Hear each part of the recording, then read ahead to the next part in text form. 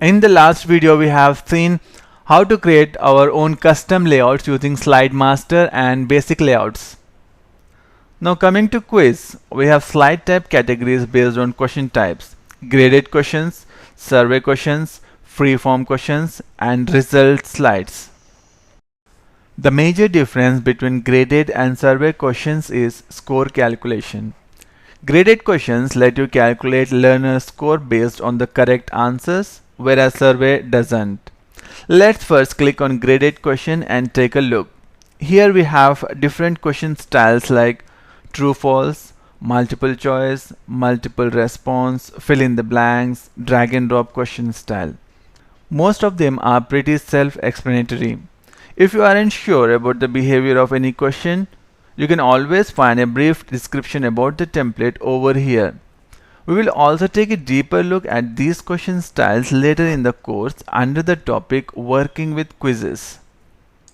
Let's first insert a multiple choice question and see what we get by default. So here you can add a question, then here we can add the options, then down here under the feedback section you can set points.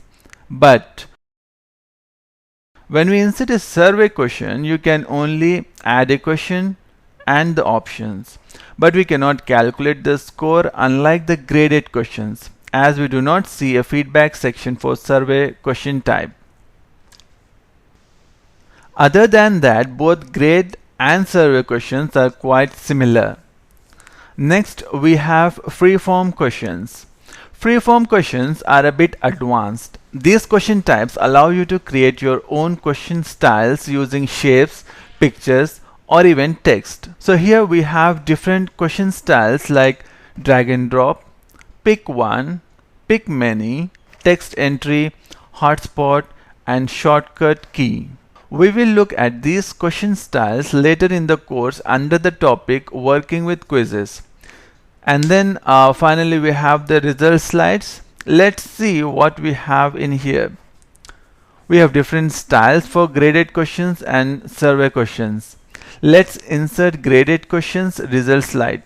So as you can see, this slide can be used to display the results at the end of your quiz. Alright, so these are the different slide types that are available in Articulate Storyline. I encourage you to play around with all of them and try build some awesome e-learning courses. In the next lecture, we will see slide properties and layers. Until then, enjoy working with Storyline and see you in the next lecture. Thank you for watching this video. Subscribe to our YouTube channel for more videos or visit us at www.swiftelearningservices.com.